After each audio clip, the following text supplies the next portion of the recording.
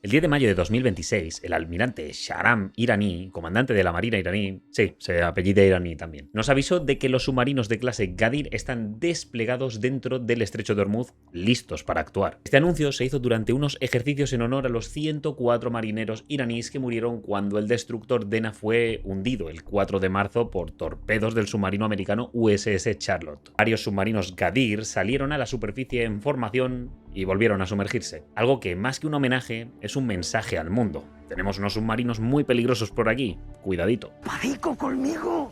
¡Que tiro de China y te echo las tripas en un canal! Y ahora imaginad la escena. En algún punto del fondo del Golfo Pérsico, en aguas con una media de apenas 30 metros de profundidad, hay un objeto de 29 metros de largo y 117 toneladas. Diría que parece un poco... John. Sí.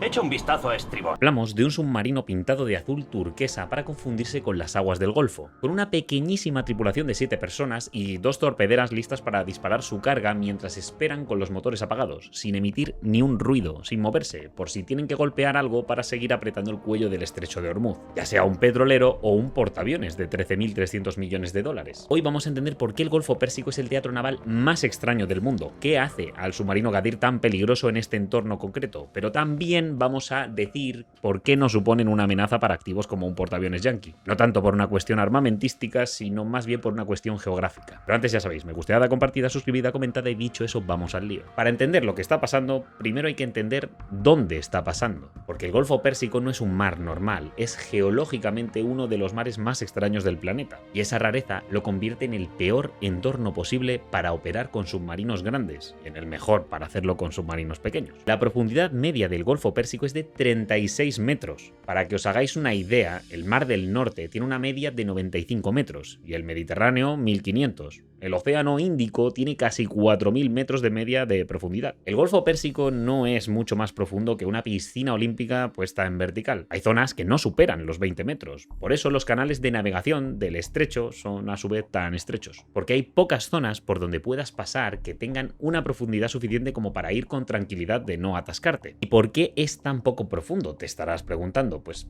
te voy a dar el dato curioso así rápidamente. Veréis, el Golfo Pérsico está sobre una plataforma continental enorme y plana. Hace unos 20.000 años, durante el último máximo glacial, cuando el nivel del mar estaba 100 metros por debajo de donde está ahora, casi todo lo que hoy es el Golfo era tierra firme. Había ríos, vegetación y hasta asentamientos humanos. Luego subió el mar y lo cubrió todo, jodiéndole el día a alguna tribu que estuviese invirtiendo en terrenos para una futura ciudad de vacaciones. Y oye, hay que decir que la de problemas que nos habríamos ahorrado si no hubiese subido el nivel del mar tanto, porque no existiría el estrecho de Hormuz, básicamente. El caso es que bajo el mar sigue siendo lo mismo, una llanura plana, no una fosa súper profunda. Ahora, ¿cómo se traslada esto a la guerra submarina? Pues veréis, el sonar que permite localizar objetivos bajo el agua funciona emitiendo pulsos de sonido. Cuando chocan con algo, rebotan y al volver pues permiten determinar a qué distancia está, qué tamaño tiene y yo qué sé, su signo del zodíaco si me apuras. Así detecta objetos que no pertenecen al fondo natural. En aguas profundas y tranquilas eso funciona muy bien, pero en 30 metros de agua con alta salinidad, con sedimentos flotando por ahí, cambios bruscos de temperatura entre capas, así como ruido constante de cientos de cargueros y petroleros yendo de aquí para allá, pues el sonar no es capaz de distinguirte una mierda de un submarino. De hecho, sumadle a esto todo el petróleo que habrá flotando por ahí tras los impactos contra la isla de Karg, por ejemplo. Aquí os dejo una foto de cómo está la zona ahora mismo. El caso es que hay demasiadas interferencias para ver con claridad, pero es que además los submarinos grandes directamente no pueden entrar. El USS Los Ángeles, el submarino de ataque americano más usado, tiene 110 metros de largo y un calado que lo hace inoperable en aguas de menos de 50 metros. De hecho, algunos habréis oído ya que Estados Unidos ha movido el USS Alaska a la zona y que incluso se la ha visto pasando por el estrecho de Gibraltar. Pero ojo, porque esto no significa que el Alaska vaya a entrar en Hormuz a jugar al escondite con los Gadir, ya que no es un submarino de ataque, es un clase Ohio. Y sí, ya sé que todo es un jaleo con las nomenclaturas estadounidenses de poner estados a todo, pero mantén el foco. Bien, el USS Alaska, que es de clase Ohio, es un submarino de misiles balísticos nucleares. Su trabajo no es perseguir mini submarinos iraníes entre petroleros y bancos de arena. Su trabajo es existir en silencio con misiles Trident a bordo y recordarle a Irán que si la guerra escala demasiado, Estados Unidos tiene un comodín nuclear bajo el agua. Pero vamos, que la profundidad también afecta a Irán. El submarino Kilo, soviético que Irán había comprado a Rusia, fue hundido atracado en el muelle. No solo porque lo alcanzaran en mar abierto, sino porque en esas aguas no podía ni maniobrar. Murió atrapado sin poder huir. O sea que el Golfo Golfo es una trampa para los grandes y un parque de atracciones para los pequeños. Pero pongamos datos para entender bien los peligros de este submarino iraní Ghadir, que no es una ocurrencia de los ayatolás, sino que nació en Corea del Norte. A principios de los años 2000, Irán compró varios submarinos Yono norcoreanos, los estudió, los modificó y empezó a fabricar su propia versión.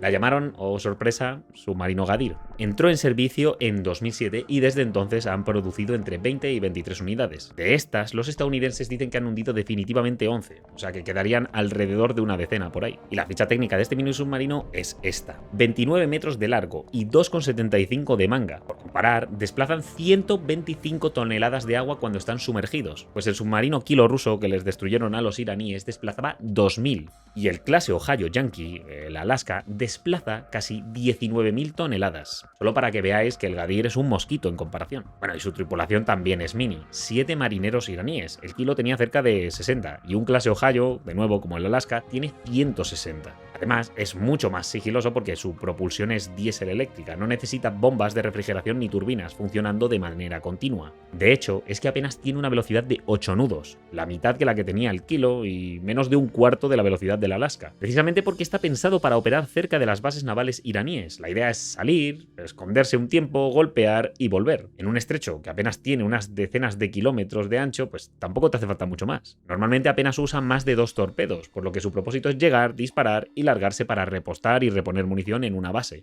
De nuevo, debido a que el estrecho es una zona pequeña, tiene más sentido que sus submarinos no necesiten almacenar mucha munición por mucho tiempo, sino que puedan volver y reponer rápidamente. Por comparar de nuevo, un clase Ohio está pensado para operar durante meses fuera de base. Los Ghadir apenas unos días, no tienen suficiente espacio para suministro, precisamente porque no les hace falta cubrir grandes distancias. Su propósito es trabajar en aguas de 30 metros de profundidad, lo que lo hace operativo en prácticamente cualquier punto del Golfo. Puede posarse en el fondo, con los motores apagados y simplemente esperar en lo que los analistas llaman operaciones de fondo o bottom sitting, que se traduce en tocarse los huevos hasta que pase un objetivo, disparar y pirarse. En ese estado no emite ruido activo y se convierte literalmente en un objeto más del lecho marino. Su casco está pintado de azul turquesa brillante, como hemos dicho, el color exacto de las aguas poco profundas del Golfo, lo que lo hace difícil de identificar desde el aire cuando está en superficie. Además, accede a bases navales subterráneas excavadas en la geología costera de la provincia de Hormozgan, que les permite rearmarlo y reabastecerlo sin que los satélites ni los drones de vigilancia lo puedan ver. Además, ya ha sido probado en combate,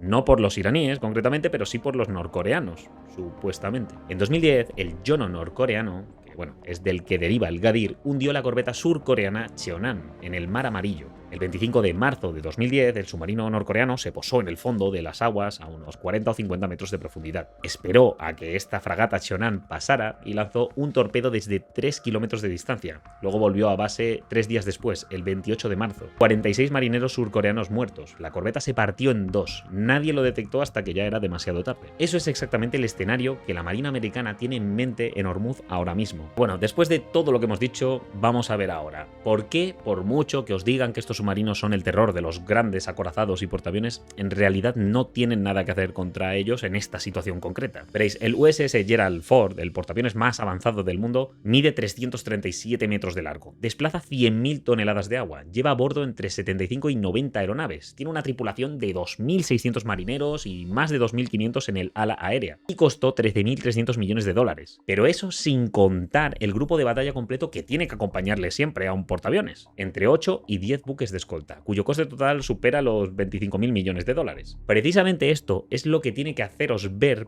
por qué estos mini submarinos no tienen nada que hacer contra el portaaviones. Porque el Gerald Ford, o el Abraham Lincoln, o el portaaviones que queráis, no están pensados para meterse en el Golfo Pérsico, si es que apenas entran. Están pensados para operar a 1.000 y pico kilómetros de distancia de la zona. Su poder no está en el propio buque, está sobre él, ya que transporta decenas de aeronaves de última generación contra los que los mini submarinos iraníes no tienen nada que hacer. Y por eso jamás les vais a ver operando en las proximidades del estrecho de Hormuz, independientemente de que sean aguas poco profundas o muy profundas. Los yanquis no necesitan ponerlo a distancia de tiro. El Ghadir, siendo realistas, viendo que está pensado para operar unos días fuera de su base, no puede alejarse más de unas decenas de kilómetros del estrecho. Literalmente la palmarían intentando llegar a recorrer una décima parte del camino que les tomaría a un activo naval yanqui que es capaz de funcionar a más de 1.000 kilómetros de distancia de su objetivo. Por eso mismo los estadounidenses hundieron el Kilo iraní, porque ese submarino sí tenía capacidad para ser un problema más allá de Hormuz. Y sí, al margen de que no necesitan estar tan cerca para atacar a Irán, es que las aguas del Golfo, por profundidad, no son cómodas para estar ahí metidos. Y si no, preguntáselo a la armada iraní.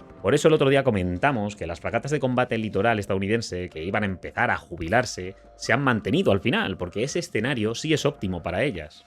Obviando el peligro que implica estar ahí, claro. Dicho eso, si vais a poner algo en peligro, coño, mejor que sea una fragata que estabas a punto de jubilar, digo yo, ¿no? Vamos, esto no es solo un problema iraní. De hecho, si hay un país que ha entendido muy bien la importancia de las aguas poco profundas, es China. Porque cuando miras a la costa de China, sobre todo hacia el mar Amarillo, el Bohai y el mar de China Oriental, no estás viendo un océano profundo desde el primer metro. Estás viendo una plataforma continental gigantesca. Una especie de alfombra submarina que se extiende cientos de kilómetros mar adentro. El mar de Bohai, por ejemplo, tiene una profundidad media de apenas 18 metros y el mar Amarillo ronda los 44. Y en el mar de China Oriental, la mayor parte del tiempo la profundidad alcanza unos 200 metros antes de caer hacia la fosa de Okinawa. Es decir, para un submarino nuclear americano, gran parte del litoral chino no es un ambiente muy cómodo. Y aquí está la gracia estratégica, ¿vale?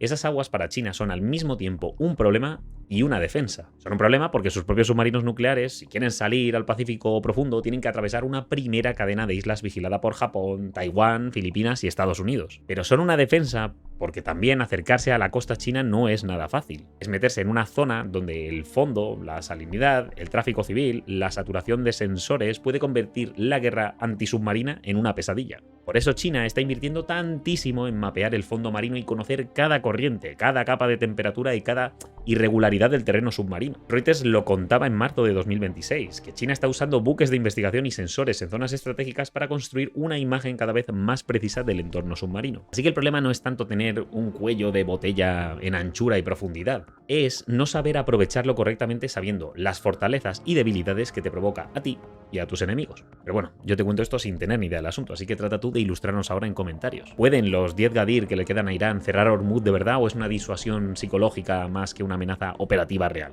¿Es el portaaviones el próximo acorazado o seguirá adaptándose a las amenazas como lleva haciendo desde 1945? Y oye, como dato curioso, se ha filtrado que Arabia y Emiratos Árabes Unidos sí que habían participado en los ataques a Irán durante esta guerra. Decidme también qué opináis de eso. Suscríbete si no lo has hecho ya y considera pillar la membresía que ayuda una barbaridad. Echa un ojo a los vídeos para mantenerte en el debate y nos vemos en la próxima. Hasta luego.